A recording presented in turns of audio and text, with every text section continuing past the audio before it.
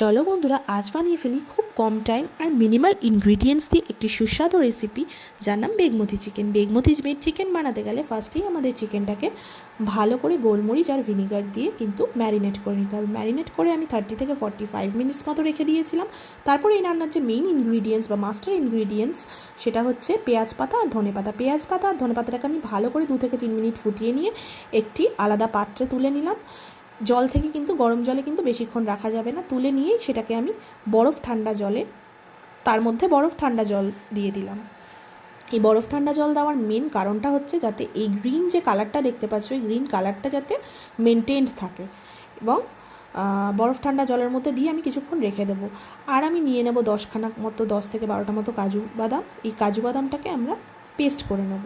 আর ওই পেঁয়াজ পাতা আর ধনে পাতা যেটা রেখেছিলাম সেটাকেও কিন্তু আমাদের পেস্ট করে নিতে হবে। এবার ফিরে আসি রান্নায়। কড়াইতে সাদা তেল দিলাম আর একটুখানি বাটার দিলাম। বাটারটা দিলে টেস্টটা ভালো আসে।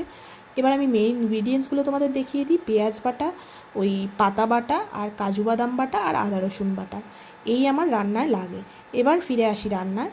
তেলটা গরম হলে আমি দিয়ে দেবো একে একে গরম মশলা। 2টো এলাচ দিলাম, 2 থেকে 3টি সাদা মরিচ, একটা তেজপাতা, আর সামান্য একটুখানি দারচিনি। এবার আমি এই তেলের মধ্যে দিয়ে দেবো ম্যারিনেট করা চিকেন পিসেসগুলো। দেখো আমি একে একে চিকেন পিসেসগুলো দিয়ে দিচ্ছি। এই চিকেন পিসেসগুলো তোমরা সলিড পিস নিলে বেশি ভালো হয়। আমার কাছে যেহেতু সলিড পিসেস ছিল না, তো আমি সব মিলিয়ে সব রকম পিসেসই ইউজ করেছি। তোমরা সলিড পিস ইউজ করলে বেশি ভালো হয়। চিকেনগুলোকে আমি 2 থেকে 3 মিনিট ভালো করে ভেজে নেব। ভেজে যখন চিকেনগুলো হালকা হালকা গোল্ডেন ব্রাউন কালার হয়ে যাবে, তখন আমি চিকেনগুলো একটি পাত্রে তুলে রাখবো। দেখুন চিকেনগুলো ব্রাউন হওয়ার পরে কিন্তু হালকা ব্রাউন হয়েছে, তারপরে কিন্তু চিকেনগুলো তুলে নিলাম। এবার আমি ওই চিকেন ভাজা তেলের মধ্যেই দিয়ে দেব পেঁয়াজ বাটাটা। পেঁয়াজ বাটাটা দিয়ে বেশ কিছুক্ষণ নাড়াচাড়া করতে হবে, যতক্ষণ না পেঁয়াজের কাঁচা গন্ধটা চলে যাচ্ছে। তারপর আমরা দিয়ে দেব হচ্ছে আদা রসুনের পেস্টটা। আদা রসুনের পেস্টটা দিয়েও আমরা সেম প্রসেসেই করব, যাতে আদা রসুন পেঁয়াজ রসুনের পেস্টের যে কাঁচা গন্ধটা, সেই গন্ধটা চলে যায়। গন্ধটা চলে গেলে আমরা কিন্তু এর মধ্যে আগে থেকে যে ভেজে রাখা চিকেনটা সেটা দিয়ে দেব। দেখো আমি পেঁয়াজ রসুনের পেস্টটা কিন্তু বেশ কিছুক্ষণ ধরে ভালো করে নাড়াচাড়া করে নিলাম, যতক্ষণ না কাঁচা গন্ধটা চলে গেল। এবার আমি দিয়ে দিচ্ছি একে একে ভেজে রাখা চিকেন পিসেসগুলো সলিড পিস নিলে কেন ভালো হয়, কারণ যেহেতু এই রান্নাটা আমি বেশিক্ষণ কষাবো না বা বেশি জল ইউজ করব না, তাই সলিড পিসেসগুলো কিন্তু তাড়াতাড়ি সেদ্ধ হয়ে যায়। তাই এই চিকেন পিসেসগুলো তোমরা সলিড পিস নিলেই ভালো হয়। এবার আমি দিয়ে দিলাম সামান্য একটু নুনটা অবশ্যই তোমরা স্বাদ মতো দেবে, যে যেরকম নুন খাও। তো নুন দেওয়ার পরে আমি বেশ কিছুক্ষণ চিকেনটাকে একটু কষিয়ে নিয়ে যখন চিকেনটা দিয়ে তেল ছাড়বে, একে একে আমি গুঁড়ো মশলাগুলো দিয়ে দিলাম, জিরে গুঁড়ো, ধনে গুঁড়ো, আর অল্প একটু হলুদ গুঁড়ো আমি ইউজ করেছি। যদিও হলুদের প্রয়োজনীয়তা এই রান্নায় বেশি নেই, তবুও আমি অল্প হলুদ গুঁড়ো ইউজ করেছি। আর একটু লঙ্কা গুঁড়ো, কাশ্মীরি লঙ্কা এটা আমি ইউজ করেছি, কাশ্মীরি মির্চ যেটা। তো এটা দিয়ে আমি আবার বেশ কিছুক্ষণ কিন্তু মাংসটাকে কষিয়ে নেব।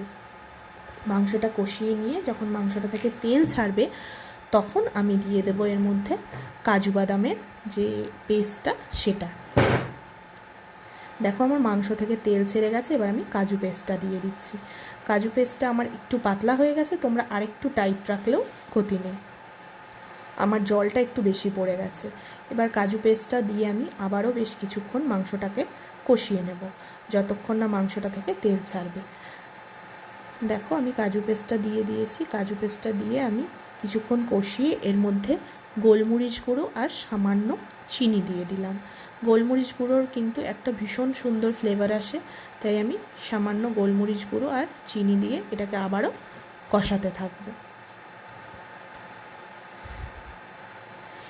এটা আমি স্লো কুকই করব, কারণ আমি এই রান্নায় খুব বেশি জল ইউজ করব না।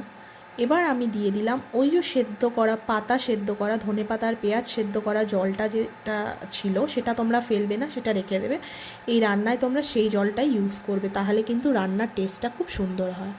এবার আমি সবশেষে দিয়ে দিলাম পেস্টটা, যেটা আমার রান্নার মেন ইনগ্রিডিয়েন্টস বা মাস্টার ইনগ্রিডিয়েন্টস, ওই পেঁয়াজ পাতা আর ধনে পাতার পেস্টটা, এটা দিয়ে কিন্তু আমি বেশিক্ষণ গ্যাসে রাখবো না, কারণ এটার কালারটা কিন্তু তাহলে নষ্ট হয়ে যাবে। আমি 2 থেকে 3 মিনিট হাই ফ্লেমে দিয়ে এটাকে ফুটিয়ে নিয়ে একটু গরম মশলা দিয়ে দেবো। এটা দিয়ে বেশিক্ষণ আর তোমরা গ্যাসে রাখবে না, তাহলে এই গ্রিন যে কালারটা বা গ্রিন ব্যাপারটা কিন্তু আস্তে আস্তে হালকা হয়ে আসবে। তাই মাংসটা যা কষানোর কিন্তু এই পেস্ট দেওয়ার আগেই তোমরা কষিয়ে নেবে। যে দেখো আমার মাংস কিন্তু প্রায় কষে এসছে এবং মাংস প্রায় আমার রেডি। আমি 2 থেকে 3 মিনিট হাই ফ্লেমে দিয়ে এটাকে ফুটিয়ে নিলাম।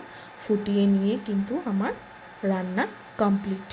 এবার আমি এটাকে একটি পাত্রে নামিয়ে এর উপরে একটু বাটার দিয়ে সার্ভ করব। এটা তোমরা রুটি দিয়ে খেতে খুব বেশি ভালো লাগে, ভাত দিয়েও খেতে